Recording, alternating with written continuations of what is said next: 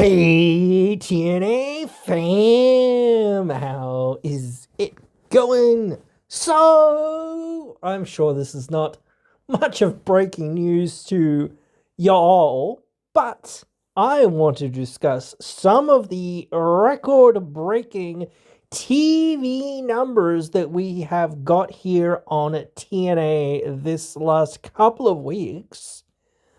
I'm not going to go through all of the old details of episodes, how much numbers we drew, whatnot, and all of that sort of stuff, um, and all of that, because it's just, it's been there. We've done that. All this news has been out there for quite a while. So I don't really guess we're talking in terms of breaking news, like I was sort of that was sort of a what do you want to call it? It was a gaffe. It was a joke. It was it was just whatever. It's just we're just gonna talk about how well, I don't want to just say impressive this is, because it is impressive, absolutely. But yeah, I want to talk about like some of the stuff in regards to this. And I do want to talk about some other updated news that's sort of coming out, and I think I'll speculate a little bit more about it as we're going on. So, yes, if you have been living under a rock and you haven't heard this news, well, TNA on July 16th, which was not this last week's episode, but the week prior's episode, drew 286,000 viewers, which is like one of the highest viewers that they've had in like 10 years or something, or whatever it is. This last week's episode drew over 300,000 with 309,000 viewers. This tops the where is it? No, where is it? I think this tops like the record of them for the last like maybe 10 years or something. Actually, yeah, that's what I meant to say. I think. Rather, I don't know. Yeah, this report that I'm reading is actually worded incredibly badly. And they haven't really put in the information. Maybe I can no, it doesn't say here. Okay. Whatever. Anyway, I'm not going to look it up now and try to figure it all out and whatever else. The information is out there. You can find the information for yourselves, obviously, as well. So I'm not really talking about like more specific whatever stuff in regards to that. We've discussed the number of viewers here and there on the new channel. We really never really discussed we discussed them, but we never went into detail about how many people were viewing the channel and whatnot, or how many people were viewing the show, I think. So yeah, we never really went into that. I think like the only other highest rated episode of TNA was like the final deletion match, which featured the final deletion match between the Hardys all those years ago, back in 2018 or whatever, I think it was 2017, 2018, whatever it was, 2016, I don't remember, whatever it was, and that was like 400 something thousand. I can't remember off the top of my head. So I think that is I think there isn't very many other episodes in TNA's library that have been post Spike era that have gotten up to this level. And obviously this is the highest that they've been on AMC as well.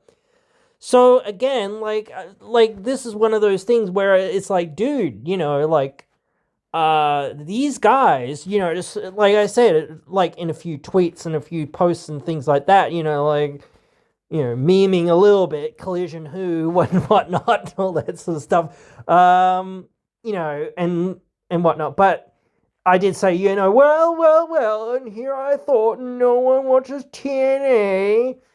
I thought TNA didn't have any stars anymore, and things like that. Like all of those, all of the meme things that the haters and whatnot tend to just throw out and whatnot. And I do want to talk about up a little about to really butcher that sentence. But I'm going to talk about lockdown in a little second.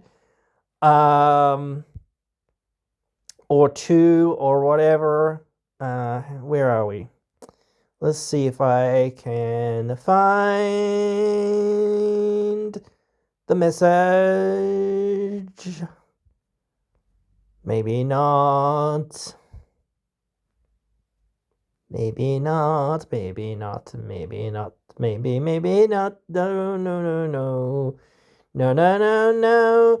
No, no, no, no. Apparently not. Yeah, apparently I can't find anything, apparently. These things are always hiding from me, and then I'll find it like weeks later or whatever else it is. Let's see. Anyway, yeah, so yeah, whatever. Can't find it. Can't be bothered looking for too long, because otherwise we're just dragging along here.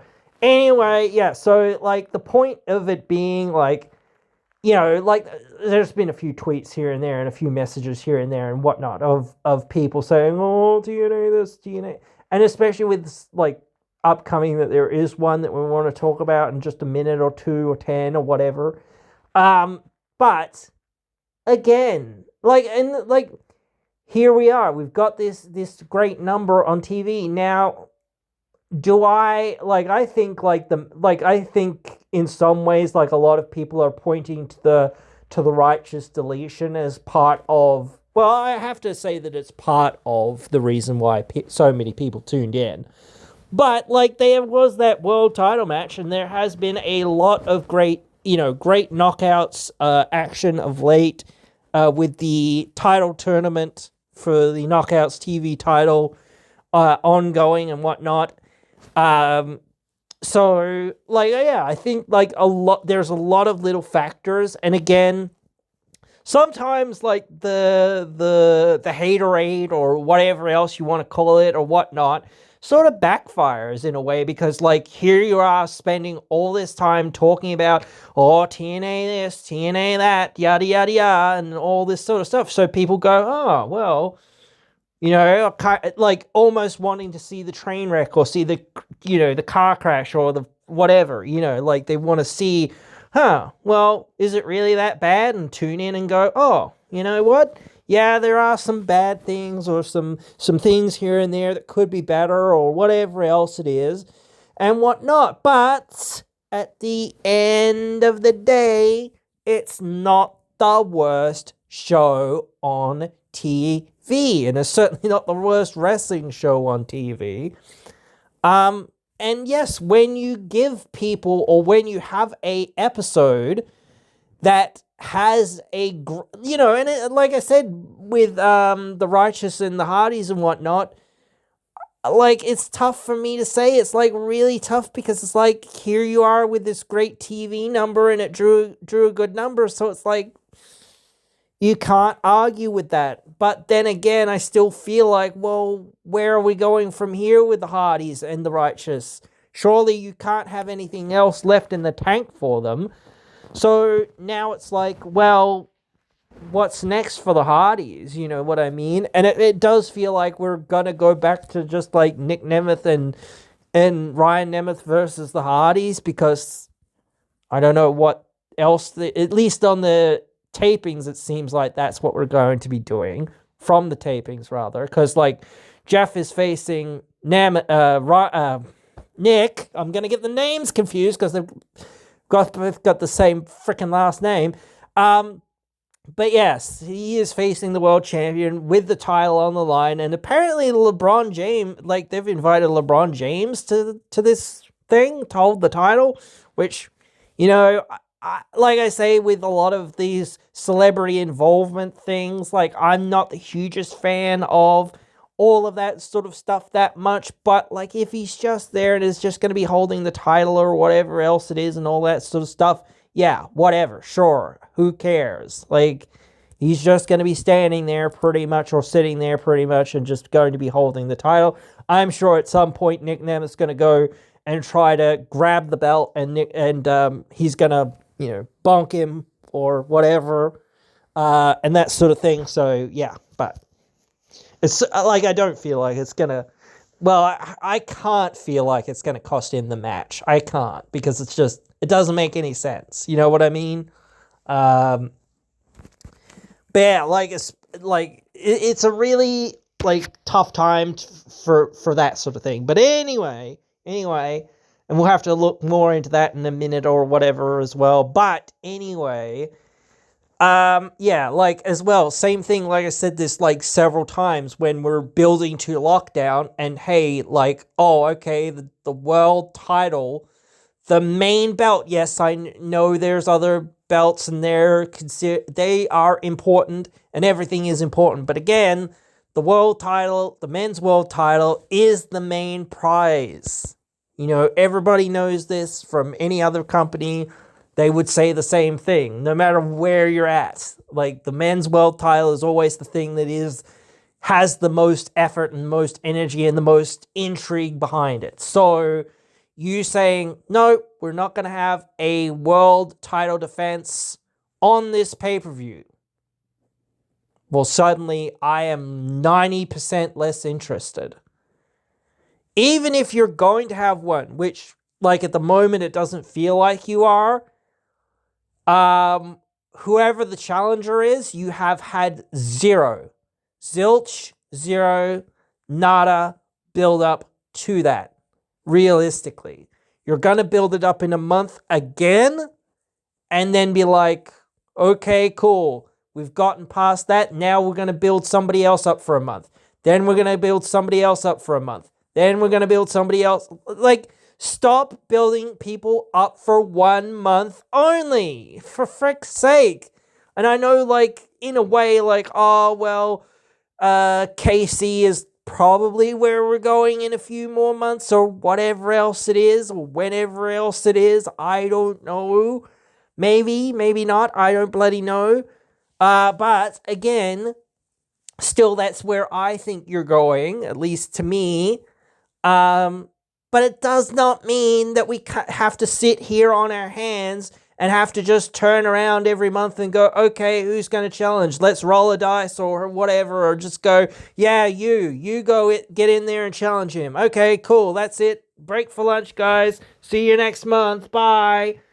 No, instead of doing that, be like, okay, all right, let's figure out who's going to challenge Nemeth the month after that, and start building them up. Okay, and who's going to challenge him the month after that? Okay, cool. This person, cool. Let's start building that person up as well. Okay, and then who's he going to face after that? This person. All right, so let's start building that person up as well. So again, you've got to be having so many of these people being already being built up, and you're not doing that. It's like, dude, what are you doing? Yes, you've got Leon there, and you've got a couple of guys there that, seem young and hungry, and you could build them up pretty easily from nowhere. But again, you should already be doing that. And again, to say, hey, we're gonna stick him in the tag team for 1 week or whatever for this one big show or whatever else it is, and then he's going to move on or whatever. Yeah, sure. Okay, fine. Whatever. But again, what are you going to do after that? You know what I mean? And I don't know whether it's just well, we're running out the clock on his contract, or whatever. We know he's leaving, so yeah, we're not prepared to do anything with him. Oh my God. That's our problem. We're too scared to do anything with anyone and everyone. It feels, I don't know, Nick Nemeth said this about on his, wasn't on his podcast, but on a podcast somewhere at some point that's a very negative attitude and a very negative perception on TNA and whatnot and all this stuff. And I do agree with that. But again, it's who have we got that is actually here, that we're actually is our guys, or guys that people have invested time and energy and effort into, that it haven't really come, well, I say haven't really come from WWE. We're there in WWE for a hot cup of coffee, basically, and that was it. that people want to see. Leon is in that list among those. And, if he leaves, it will suck.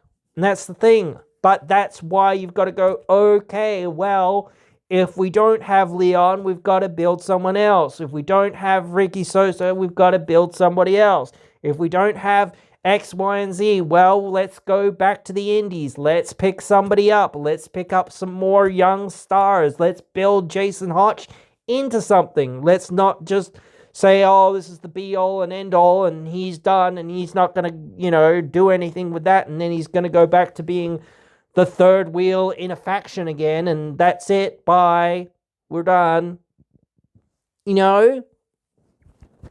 We've got to be doing more. We've got to be doing more, or they have to be doing more, realistically. Now, I don't know where this, was this, I think this is from the website. I don't know whether WrestleTix has reported on this, but it looks like, from what we're seeing on the lockdown show currently, is that they sold the half side of the arena tickets that they had on offer, or most, 99.9999999% of the arena side tickets that they had up for sale. And now it looks like they've opened up basically the entire other side, and yeah, that's really good that they're selling a bunch of tickets for this show. It is a smaller arena, somewhat, but it is still 2-3K, I think, 4K or something like that. I'm not 100% sure. But still, yeah, that's good to be having this many sales, especially for TNA, when 90% of the time, or basically nearly 100% of the time, basically all of the tickets sell in the last day or in walk-ups, basically. So that means that probably this arena is getting close to being sold out, if not sold out. So, yeah, that's really good to see that they've shifted that many tickets. Though it does make, I've even said this, make me wonder why so many tickets have sold so suddenly without any, matches or anything announced for the show. But maybe it's just because, hey, well, it's a month away and people are starting to get excited kind of thing, because it is the first time back with lockdown in 10 years and all this other stuff. So, yeah, people want to see lockdown. But, again, it's not just going, oh, yeah, we'll see lockdown and see what's on that show. You have to have a real reason to tune in. So, i.e. stories and people challenging for things or trying to do things that make you go, okay, I will buy my ticket. I will pay my money to see whether, X, Y, and Z person can beat the Hardys, or the Hardys can defeat X, Y, and Z person in the tag team division. Not only just, maybe people will be like, yeah, well, I want to see the Hardys, that's cool and all, but, who are they facing? That's what I mean. It's oh, yeah, I want to see the Hardys, and they might be in my backyard, and that's cool and all. And some people have bought tickets just to be oh, well, the Hardys are going to be there, and, I'll get to see them, and blah, blah, blah, or whatever, and I don't really care who they're facing for the most part, or whatever. Or Nick Nemeth's there, and he's the world champion, and, you've got Cedric Alexander. I do want to take this chance as well to say 90%, I believe, nearly every person besides Zaya, I think, I want to say everybody who has a title has, where are we? Let's see. That's not the right one. Where are we? Roster. So Nick Nemeth, yep. Cedric, Ali, Hardys, So yeah, like besides Demon Bunny, everybody that's holding a title in TNA right now is an ex-WWE talent. And everybody besides Zaya Brookside. Yeah, besides Zaya Brookside, I want to say that they're more of a legacy act than what they are I don't know whether you can say that about Cedric or Mustafa. I don't know. That's tough. But they're kind of close to current stars, I guess. But they are also kind of, I don't want to say they're washed. They're absolutely not washed. But they're more, I don't want to say just yesterday's news, but they are more stars of, yes, I don't want to say yesteryear, but they are a legacy act. So yeah. Certainly that, to me, that isn't where we want to be.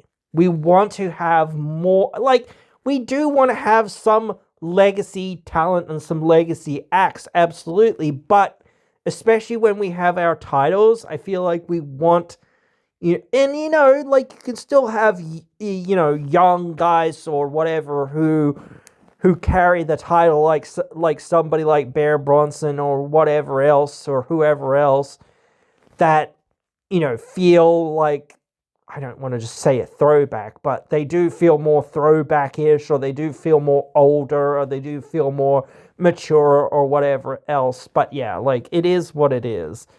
Now, hang on, where is it? What's her name? My brain is farting. No. Still on here. One interesting thing that has sort of come out recently, apparently, at least for now, is that Mara Shade's contract with TNA is up. Now she is a free agent. Now, I want to preface this with saying that as far as I know, Nick Nemeth is on basically a handshake agreement and is basically a free agent. So, and he's been there for the last, 2 years or whatever else it is. Maybe even longer, I think. I don't know. But yeah, that's, I don't think that's an indictment to say that she's leaving or that she's, maybe she is. Like, I don't bloody know. But at the end of the day, right, we have to wait and see. We have to wait and see whether she's gonna stick, and I think that she should stick around, but maybe, AEW is gonna be like, hey, come over here and we'll pay you a whole bunch of money and you'll never wrestle again and you'll never be seen on TV again, but you'll get a whole bunch of money. So, you don't care about that, the rest of that, do you? No, you don't care about the rest. You just want to collect the paychecks. Yeah, come over here and never wrestle again, and yeah, it'll be great. Yeah, cool, woo, yeah, woo, let's go. All of that stuff. But yeah, that's what I'm thinking, to an extent. Or same with WWE, or whatever. They had her when whatever it was, about 6 months, a year ago, whatever it was. I mean, here's the thing, you should never have that, I will never work for somebody attitude too much. You should be if the opportunity presents it, I will read what they have to say, and I will, listen to any offer, but realistically, do I really want to work for them, and why, here's the thing, this is the same thing that's happened for Moose and several other wrestlers as well in TNA that have been there for a long, long time. People think that these guys, or whoever, have not gotten an offer from WWE to come and wrestle for them, are smoking crack. They are literally smoking some crack.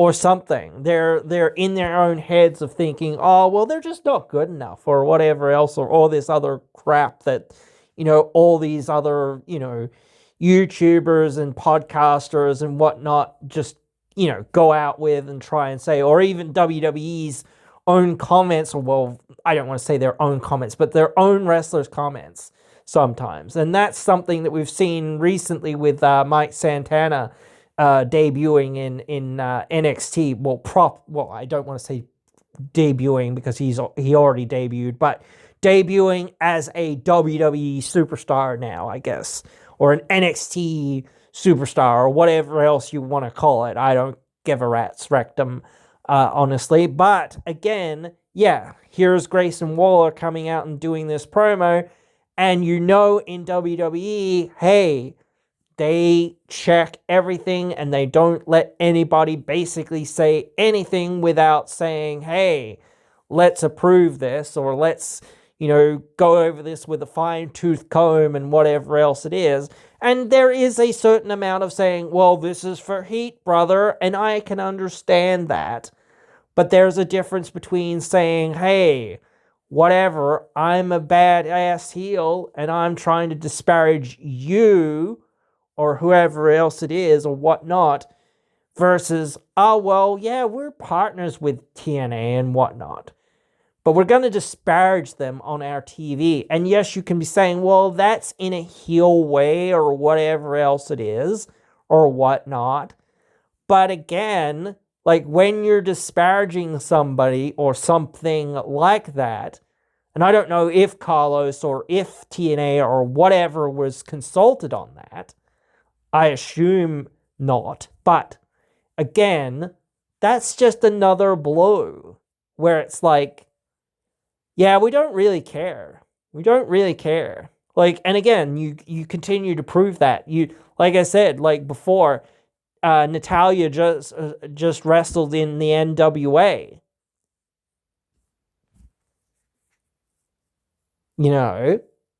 What the hell was that?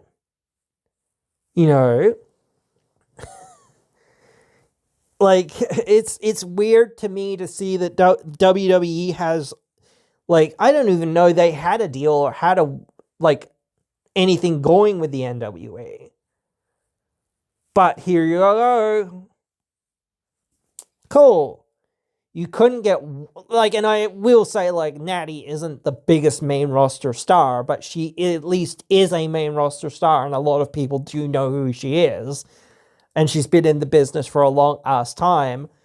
So again, but yeah, you couldn't send her over to TNA? Nope. Couldn't do that. Nope.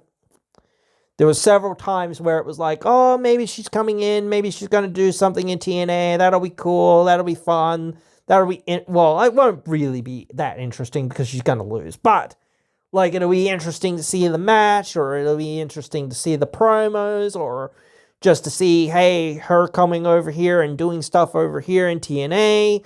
That'll be interesting. It'll be a bit different. Maybe she'll stick around for a little while because they've got sweet F all for her over there in WWE. So, she can come over here and stay here for a little while and kind of do her own thing for a little bit. And then just, whenever that sort of wraps up, yep, sure, wander off again and go do something else, sure. Or whatever. She can do whatever she wants, obviously, but in a way she can. But realistically, it's all determined by WWE. Now, I want to touch on this one. I don't know whether we're going to touch on this again, but at least for now, it's one last time. I don't think we're going to talk about this unless it really comes up and unless there's a real hint towards this. And I meant to talk about this actually more in its own video and whatnot, but I feel like it's such a small thing. Maybe I'll make a clip out of this. I don't know. Probably not. Because I cannot be bothered 9 times out of 10. But yeah, there has been a lot of talk of Bayley becoming a free agent, potentially at the end of the year. I don't know exactly when. I'm not sure that anyone really knows the details of the contract or whatever else it is. Well, she hasn't decided to renew, and I say, Bailey, don't renew. Don't renew. Don't do it. Don't do it. Don't get talked into being renewed in WWE. Don't do it. Just let your deal expire. Run out your dates. Be respectful. She's very respectful and all this, so I'm not telling her anything that, whatever. But just get your commitments done. Grin and bear it, whatever else. Get it done, get it over with, move on with your freaking life, for frick's sake. Go somewhere else, even if you're going to AEW, because I want her to come to TNA, but even if you're going to go to AEW and go and do stuff there for a while, cool, great. Go do something else. I hope that it works out for you. But I do want to see her in TNA. And every single person, basically, that I have seen has never once mentioned saying, hey, she might go to TNA. Well, maybe they've said it, oh, she might go to TNA. Nah, she probably won't. Or whatever. But she, for the last year and a half, especially, she has I don't want to say she has basically done nothing but she has talked a great deal about saying, hey, I wanted to be in TNA, and I wanted to do stuff in TNA, and TNA this, and TNA that. And she basically challenged Indy Hartwell online to wrestle at Slammiversary. That didn't happen. So I do feel like there is precedent and reason for her to come to and she came to TNA. She was in the crowd when Naomi was in TNA and watched her wrestle a few matches in TNA, along with Mercedes, who watched her come and wrestle a few matches in TNA and whatnot. So again, now it would be beyond her being in, what was it? It wasn't Tough Enough. It was whatever TNA's version of Tough Enough was. I can't remember the bloody name of it. But yeah, she was in that for a little while, but now it's going to be but now if she does come to TNA, it's going to be properly in TNA, not just in tryouts or whatever else, all that sort of stuff. It's going to be and you're probably to say that you're going to be on Explosion or whatever. I'm sure she'll have an interview on Explosion, but beyond that, I don't think that you're going to put a WWE legend, her onto Explosion very much. You know what I mean? Unless you make Explosion a more proper show, which I think that you should do, but that is me as well. But yeah. I don't think that you're gonna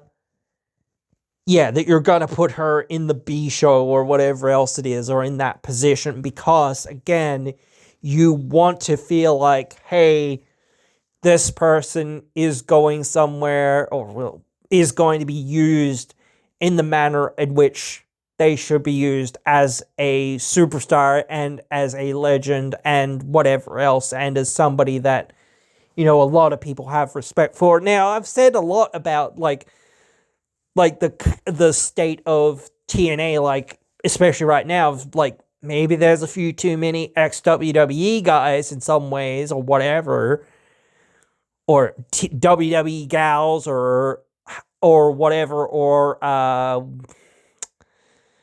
what would you call it?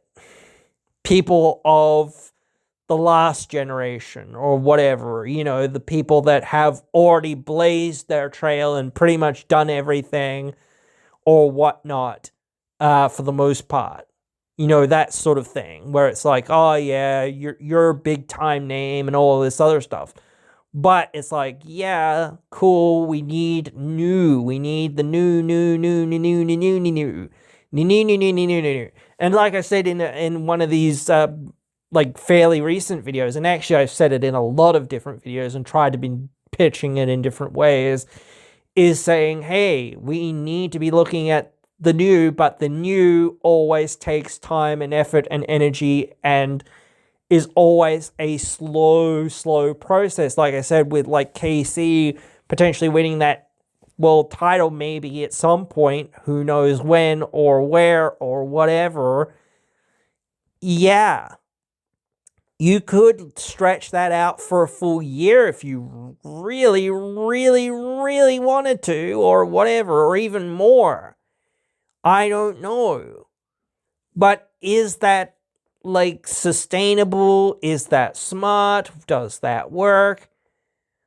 My thing would be that if you're gonna do something like that, or whatever, it's like the whole Roman Reigns like bloodline thing. It's like, well, you need to add more elements into it every few weeks or every few months or whatever else it is to kind of keep the ball rolling, because otherwise it does become, well, shit, like you haven't got enough elements. Like it's like with the factions.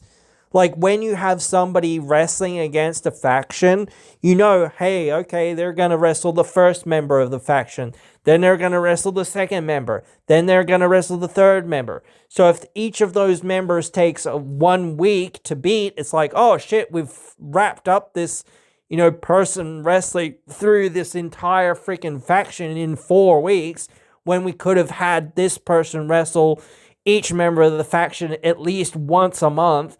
And then that's 4 months. So we could have had this story going on for 4 months instead of 1 month. You know what I mean? So yeah, I don't know. It's one of those things of saying, well, what are we doing with these people and why? Like again, like Moose is there and he is great and he is one of the current stars, but again, like despite, well, I don't want to say despite all that, but it's despite all that, he is not where we're going. You know what I mean? He really isn't. And I don't want to say he's old news, but he is kind of getting into that space where it's like, okay, we've seen everything, pretty much everything that we were gonna do with you. Maybe we could still do something with you, but like realistically, to be the world champion and to be the man and to be defining, like again, I do think Moose actually got gypped a fair bit and should have been champion like a few years ago or whatever else it was as well. But still, like, and maybe even been champion a couple more times here or there, or done other things or whatever. But he's done some big ass things in his time there and whatnot. So you can't just say, oh, he hasn't done anything either. But still, like, they haven't taken full advantage of him at times as well, which sucks. But still, you've got to be saying, well, this is what we're doing. Moose isn't what we're doing anymore. Eddie Edwards isn't what we're doing anymore. If I don't know what's happening with EC3, but I'm assuming that just things aren't clicking or whatever, and maybe he was just brought in for one thing. I don't know. I really don't. But even if he's coming back or gonna come back or whatever, he's not what we're doing anymore. Elijah isn't what we're doing. He's there and he's a big star and all this other stuff, but again, he isn't what we're doing now. You know what I mean? He should just be there to elevate the heels that need elevating. Unless he's going to turn heel. Then he needs to be there to elevate the baby faces that are going to be there. You know what I mean? So again, it shouldn't be about any of these old hat people or whatever else it is. It should be saying, yes, we have Elijah. Yes, we have the Hardys. Yes, we have these older stars or these more established stars that people want to see. But we also have our young crop. We also have these kids that are climbing the ranks. And are they going to be able to beat someone like Bailey or somebody like this or somebody like the Hardys or whatever else it is? And how and where and when and whatever else. And then you have, like, again, like we just saw that, I don't know whether we talked about this too much, but we just saw recently that Sinner and Saint were, I don't know whether they were released or whether their contracts came up or whatever else it was. But But yeah, we've seen so many of these other things being like that, where it's like, oh man, like this person's leaving, that person's leaving, and I understand like being like, let's tighten the ship and let's tighten things down and whatnot. But the thing is, you need enough people to keep every division alive and going, and especially if you're gonna divide those divisions up even more and say, well, half of these people that we got aren't ready for the main event, or we don't think that they're ready for the main event, and we need to give them something, a stepping stone and something to work with or work around for a little while we try to work out how we get them to that point or whatever until they show the improvement that we want or whatever else it is. Or we just decide, like, again, this is why I say, like, sometimes, like, the corporate just looking at the plain out numbers isn't the right way to go about it, because again, just saying, oh yes, Hulk Hogan or whatever else it is, or the Hardys or whoever else it is our biggest drawing thing, so let's just keep going with that. That's great until it doesn't work. That doesn't work forever, brother. So at that point, you need to go, okay, we need to be happy, or we need to realize this is where we're going to be at, like without the Hardys or without Hulk Hogan or without whomever or whatever else it is that is a big money draw or was a big money draw and is still somewhat of a big money draw. You can still have some of those guys, but they cannot always be the guys. And that's been the problem, like, of the last few years. It's like all these things that have kind of happened. You've had the, like, for a short period of time there, I can't, like, between, like, what? I don't really know. Like, between, yeah, Brian Cage and Sami Callihan and then Tessa Blanchard, you kind of had that new wave kind of come in. And kind of Eddie Edwards as well, I guess, to some extent, because he kind of reinvented himself after the whole, you know, breaking eye thing and whatnot and all of that sort of stuff and whatnot. And then you did have Rich Swann and you did have Kenny Omega from AEW and all of that stuff as well. So that is certainly, you know, like big time sort of stuff going on and whatnot. Now I'm not even remembering how that all came to a crash and whatnot. Yeah. But you've had those times where it's been like these new young guys or whatever else it is have gotten the reins, but now we've kind of fallen back into, well, we're just going to have all these old ex-WWE, oh, I don't want to just say old, but like, and it's not like we don't have any new young stars or whatever. But again, I feel like, and that's maybe like the point of right now, just for right now, for a little while, that's all right. But, you know, next year and the year after, you can't really go back. You've got to make the new generation the guys that people want to see. And those guys have got to be those guys, you know. Whether Casey in 2 or 3 years is going to be a big time heel and all of this or whatever else it is, I don't know. But that's what you've got to think like. Even if we've got to reinvent somebody and say, okay, well, we've done all this babyface stuff with you. Now it's not really working anymore, or it's not really there anymore. So now let's transition you into a different position and in a different role or whatever. So now you'll be a big time heel or whatever. Same thing for, well, just about anybody else. This heel stuff really hasn't gotten anywhere. Let's try something else or whatever. Like, I really think, like, as well, like I said, AJ Francis is so misused in TNA. He's a guy that I would say, and same with the few people that are there, I would be like, right, let's build this guy to make this guy one of the next biggest heels, so that whenever somebody comes along and does something and hooray, cheers, and what yada, yada, yada, maybe we'll hold that for a little while, but then, hey, here comes AJ Francis, blah, blah, blah, and he pins whoever it is, and then is on a monster reign, and then you've got to go back to the drawing board, or you've got to go back to whatever it is, and get that whole thing back together again, get the band back together again for whoever it was, or for somebody else, even for somebody new that comes, because at least that's something different. It was a guy that WWE didn't really get their paw prints on too much. It was only there for a cup of coffee, basically. And it's somebody like, the clock is ticking. That's my thought. Like, the clock is ticking on that guy and a lot of other guys that are in that position, like Bear Bronson and whatnot. If we don't use them in the next couple of years in that main event picture, then their time to be in that main event picture will have elapsed effectively.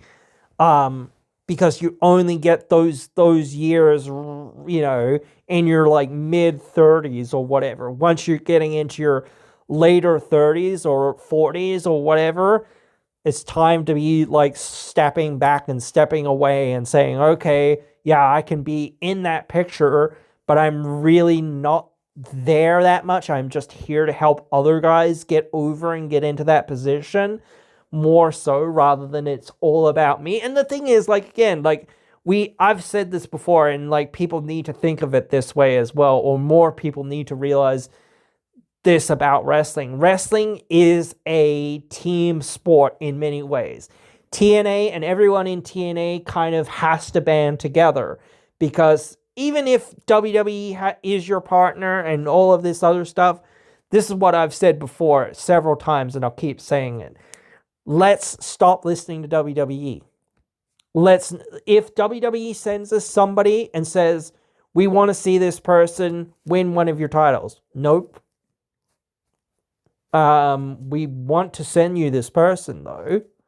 Yep, okay, you can send us that person or whatever else it is. Or TNA can say, hey, could you send us a couple of people or whatever, just so that we have a couple extra people, like, kind of on our roster for a little bit, just to fluff it up for a little while or whatever.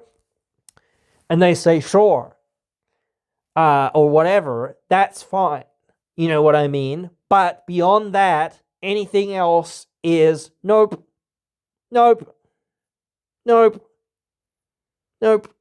You want to send your stars to win our titles. Nope. Why? What for?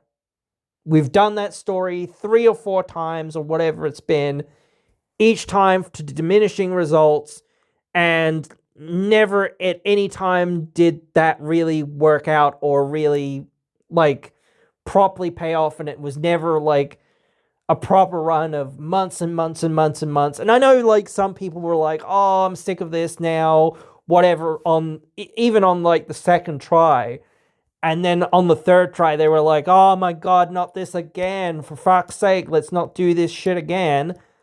And I agree. But in a sense, it was like, we need to have one of these things be like, this sticks for a few months.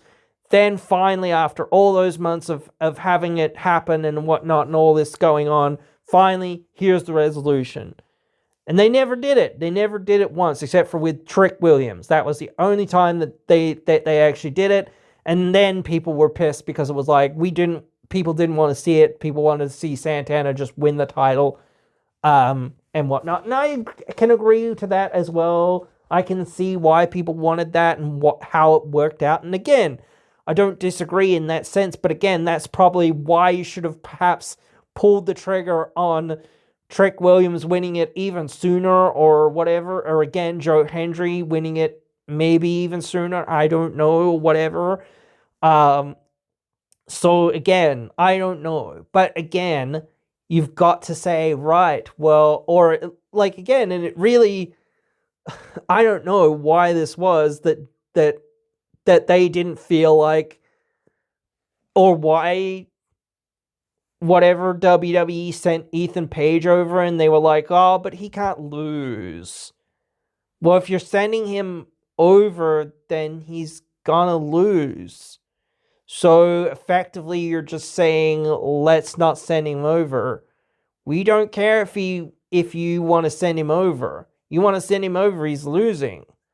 I don't know why that whole thing was so convoluted. They could have had Ethan Page challenge on one pay-per-view and then Kazarian challenge on the next pay-per-view, or whatever. Or whatnot, instead of having the triple threat. I didn't see the point. It would have built more intrigue and more stuff in one of their more B shows and whatnot, I think, than it did just to have a random tag team match and have no title match. Yeah, again, like, just having, no title matches on your pay-per-views, especially for one of the most major titles pretty much the most major title that you've got. Yeah, just not a good idea, not a good recipe for success. Like, you should always be thinking, how we defend, or how is whoever is holding this thing defending this title at the next pay-per-view, and against whom. And then saying, okay, right, well, now that we've got that sorted, who is going to face them after that? Okay, this person. Okay, cool. Well, we better start building that person up and giving them a story to build to that point. Okay, cool. Then who's going to challenge them after that? Okay, this person. Same thing. Like, you need to be thinking ahead. Not just going, well, we'll decide it at the time that we walk in the door on the day. Basically. What? Like, bro. Or just not having a title defense. Like, what? That's how people don't buy tickets, bro. But yeah, like, that's where we're at with things right now. So I wanted just to check in and have a bit of a discussion about where things are at. Maybe things will change this upcoming week on this live episode, I believe it is. So we will wait and see specifically what they announce there on that, and see if I'm right. I kind of hope I'm not right. I kind of hope I'm wrong, but like, from the way they've been building things, it feels like that we can see where they're going with this shit. I think sometimes it's very predictable because they only turn around and go, okay, what are we doing this month? This. Okay, cool. Right. See you next month. Bye. There's no more forethought. We've planted this seed. Yeah, when are we getting to that?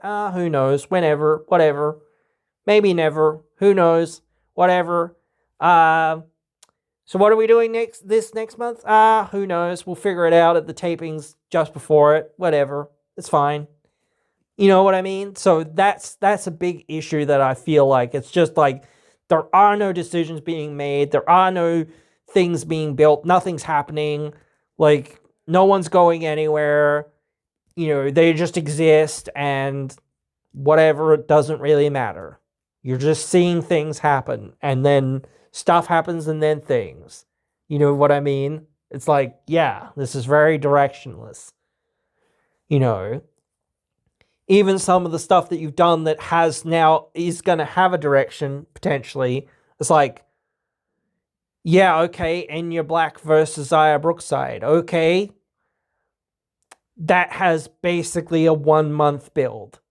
And like I was saying this as well, was the audience clamoring and ready for Enya to become a babyface? No, they weren't.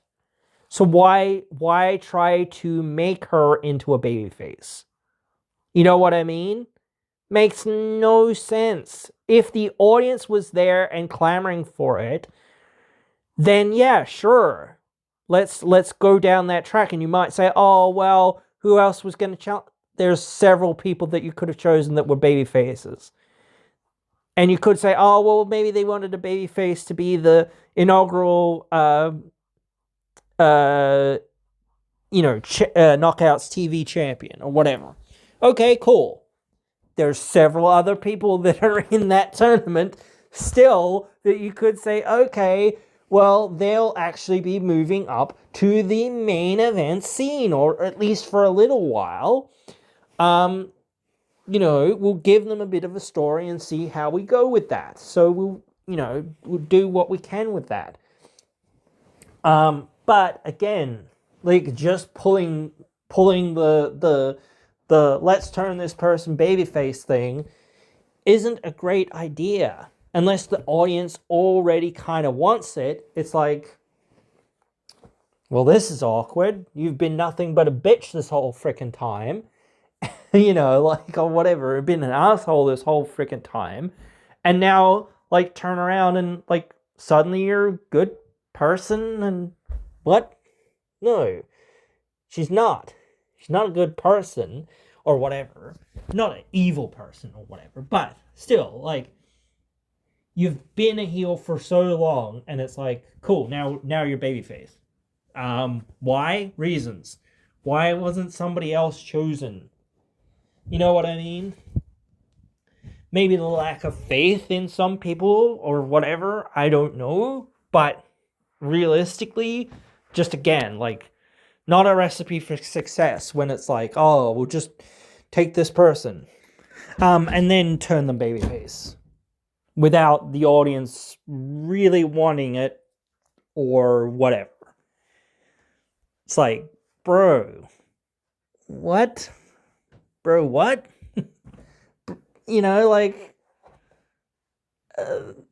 Sure, but this is so out of nowhere that people are just like, yeah, all right, sure.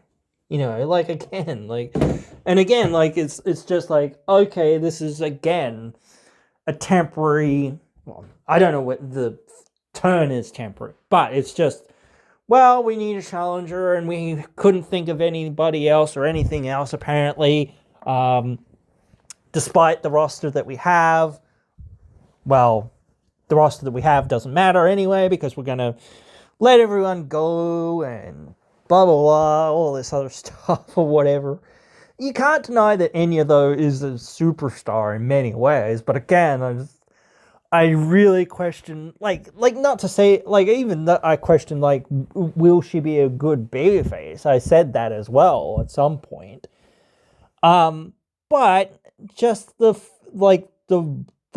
lack of audience reaction to this as well just proves to me that the audience was not ready for this to be a thing, and was more pulling for other people to be put in this position. And again, it's just another stopgap, just another, well, we need somebody to challenge. Okay, you'll do. Okay, in there you go. Then you'll lose. And, who's going to challenge next? Whatever, roll the dice, pick a person out of a hat, whatever. Yep, you, off you go, bye.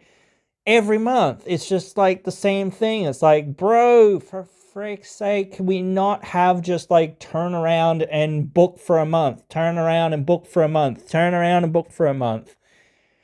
You actually need to have like some of these things be like, okay, this person, they're doing things. Okay, next month, they're doing things, they're getting wins, they're moving along. Okay, cool, right, well, here, are they going to be, where are they going to be? Okay, now they're getting more main events. Oh, okay, all right. Things like that. You can't just be like, oh, yeah, things happen, then stuff and things. And, yep, next month, okay, whatever. That's like, and sometimes I think again, the connection between the writers or the bookers or whatever and the talent needs to be a lot closer. They need to be working with the talent and saying, okay, we haven't got anything for you. We have got nothing for you. Do you want to tell your own story? Because that will help us with, booking your shit. Let's book your story and tell that story. Again, where's I know, like, Zaya beat Lei and all of that stuff, and re-beat Lei and all that stuff, but where's she at? What's she doing? You know? Find her and be like, oh, Lei, what are you gonna do now? Where are you gonna go? What, da da da da da da. And I can't remember this. I think this was with Cactus Jack or Mick Foley in WCW or maybe ECW. I can't remember. But he lost some match of some sort, I think, or something like that. And then they found him like being a hobo or something. Now, I'm not suggesting that Lei should be a hobo or whatever, but like you could be like doing some more of these like outside the ring vignette things, like where Lei is at a bar drinking away her sorrows or something, and or at training and stuff like that, and it's like she's missing all the things that she used to hit, and their trainer's telling her off and saying, oh, Lei used to be better at this, and da da da da, what's on your mind? Something's on your mind, something's dragging you down, or whatever, yada yada, or whatever. She's not training as hard, she's not going like she used to, and yada yada yada. I mean, that'd be a way to do something with her at least. Like, like even if she's not gonna re-win the title, which I don't know whether that would be part of the plan or part of whatever. But in some ways, it wouldn't really surprise me in some regards because they can't think outside of outside of the box and outside of let's book all these ex-WWE wrestlers basically into being the champions. Like those are the only people that have star power, And we can't be bothered building our own stars, basically, unless somebody gets over organically. Then we'll, begrudgingly put the belt on them. Maybe, maybe, and that sort of thing. Like, you can't just let people be like, slipping away, and all this other stuff. You need to be like, okay, even if we don't think this person is ready for this position or will be as successful, sometimes you've got to roll the dice and say, okay, well, let's see how it bloody goes. Let's push this person and see how it goes. If it's positive, then maybe we'll keep rolling that dice and see how it goes. And that sort of thing. So, yeah, but we'll wait and we'll see. Anyway, guys, yeah, a long ramble here for this one this week. I'm sure I might have more to say when this week's episode goes live or has gone live or whatever. And certainly, like, if they announce any upcoming matches. Now, I suppose I'll actually make this an actual separate video, especially since this one's gone long. But I do have an announcement regarding the previews and whatnot, so be sure to check that out when it comes live. Otherwise, I hope you've enjoyed this one, and I hope you join me again in another one.